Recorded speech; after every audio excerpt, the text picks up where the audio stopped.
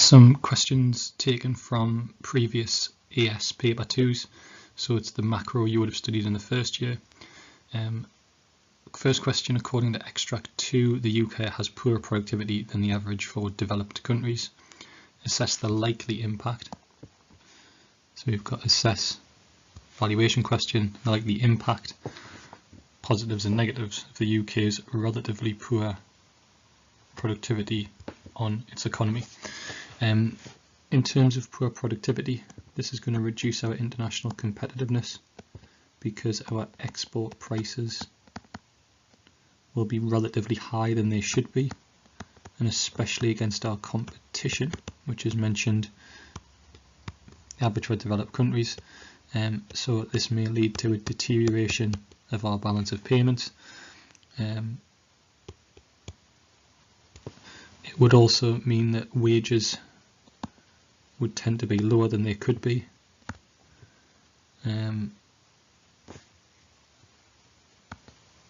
Which is as output per person rises.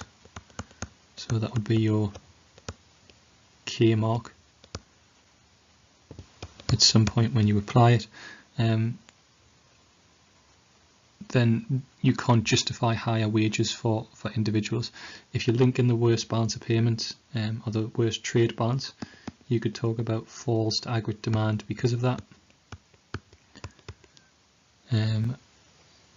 At which point you could also potentially link a benefit in terms of the lower price level as well. What you could do in terms of your evaluation is it depends upon the cause, because you may also get, if it's a lack of capital investment, and that tends to be the reason or one of the key problems for the UK, then that would be a supply side factor as well, which may lead to cost push inflation. It could be due to, and again, a large extent the UK, part-time workers or people increasing the amount of hours they work unpaid. Both of those things, especially the part-time workers, may mean, and I suppose specifically underemployment, but at the same time that might reduce unemployment, and there might be a benefit for that as well. So the negative of productivity may be outweighed by a benefit of less unemployment to the economy and potentially improved budget position for the government. The second question leads on from that, with reference to the information provided and your own knowledge, evaluate policies the government could adopt to improve productivity. So in terms of productivity, you could read the supply side of the economy. So the policies here will be supply side policies. So it's pretty much laid out as an effectiveness of government policy question. Your target is productivity. So that would be how you would link the sides back to it. We're going to have why it will and why it might not be effective. And then it depends upon a key one to look at would be human and physical capital. So if we're looking at why it would, and depending on time you might cover both, but we might not do, we could look at how the policy might encourage investment, because investment would equal the increase in physical capital, and why physical capital purchases may go down and not stay the same. So you could look at it in terms of deregulation or privatisation or lower corporation tax, reducing the cost of production for businesses, or increasing the ability to make profit. That would incentivise investment. You'd have an increase in physical capital, so the output per worker or output per unit of input could increase. You could look at it from this side in terms of that might be less effective in a recession, or when business confidence was low, or when debt levels of businesses were high. So you could say that businesses would be unwilling to invest to take out new loans. There'd be a lack of confidence, It might be that the cost of borrowing would be too high. So all of those things would reduce the effectiveness of that policy. You could then, in terms of an evaluation, link it into other policies. So it depends on monetary policy and fiscal policy, because the monetary policy, a reduction in interest rates might make the loans more affordable. Quantitative easing might make the supply of credit more available, and fiscal policy, if businesses do already have higher levels of debt, subsidies could be another way of reducing cost of production further, so an encouraging investment. That would be one way to approach that question. You could equally do one around education, why education would work, maybe a lack of jobs being created there, so then again you'd have something that would encourage businesses to create jobs for your evaluation. Top question here, explain 2 reasons why the government has a low rate of inflation as its macroeconomic objective. A straightforward reason for this, because this is why the government, but you could apply it to consumers and businesses. The low rate of inflation, if you think about it, the target is price stability, or 2% plus or minus 1. So price stability is what the low rate of inflation means. Stability gives certainty, or at least an increase in certainty, and especially in terms of expectations of consumers and businesses. And there's a link between the two sides. So if you are certain about the cost of goods and services, then you tend to plan your finances better. There's a stability in consumer purchases, so there would be a stability in government tax revenue and a stability in terms of government spending, so they could plan and make sure that they balance their budget. In terms of businesses, if consumer spending is stable, then their revenue would be stable, and also if prices are stable, then wage demands would be stable, so the business cost should stay stable as well.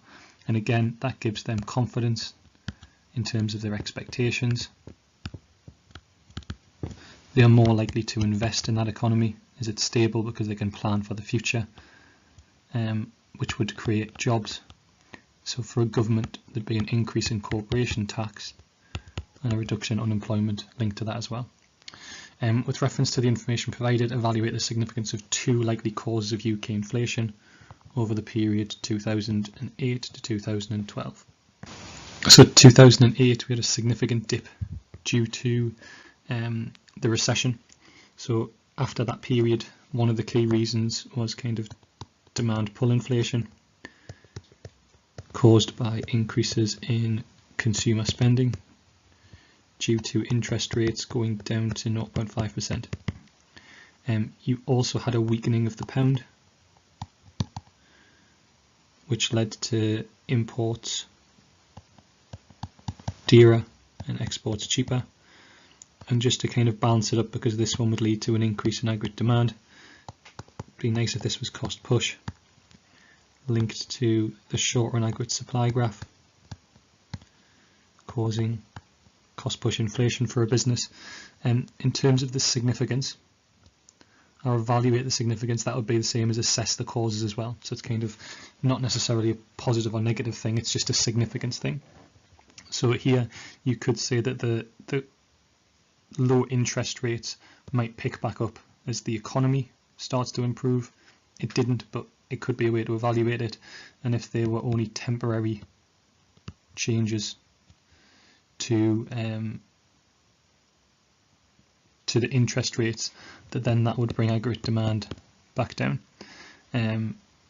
You could also talk about the size of the change. So it's quite a significant fall in interest rates, so you could say that that might lead to a larger increase in inflation.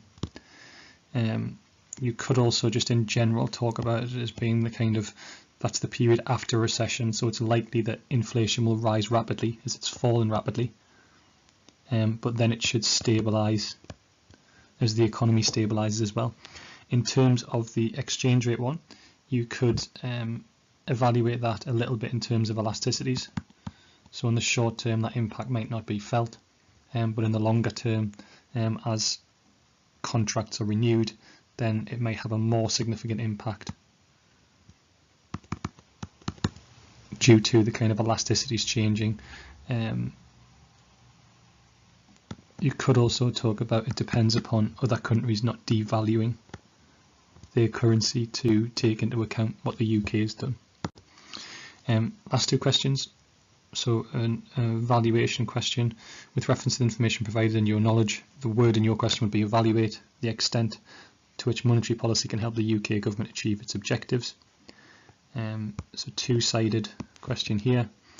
I would choose maybe maximum two objectives, so possibly economic growth and inflation, and the reason for choosing those two is that there's a conflict.